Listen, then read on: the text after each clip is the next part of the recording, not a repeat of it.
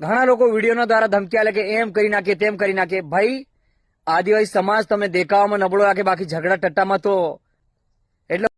Hello નમસ્કાર મિત્રો, જય જોહાર, જય આદિવાસી. આપણા આદિવાસી સમાજ માટે ઓલા બે લોકો જે ગાળો બોલે છે, હવે તો પેલા 2-3 હતા, આપણે 10-15 જેવા થઈ ગયા છે. એમના માટે આપણા મહેશભાઈ સંગોડે શું દોસ્તો એ તમને વિડીયો બતાડો દોસ્તો, અને આ વિડીયો જેમ પડે તેમ દોસ્તો શેર કરજો. ચાલો તમને એ વિડીયો બતાડો. પહેલા જય જોહાર, જય આદિવાસી. ઘણા સમયથી અમારા આદિવાસી સમાજની મા બેન વિશે અવારનવાર લોકો દ્વારા ગાળો દેવામાં આવી રહી હતી, પણ એ લોકોને એમ હતું કે હવે આદિવાસી સમાજ કઈ કરે નહીં ને શાંત થઈ ગયો. ભાઈ, શાંત તો અમારા બાપ દાદા પણ નહીં રહ્યા હતા ને અમે પણ ના રહીએ.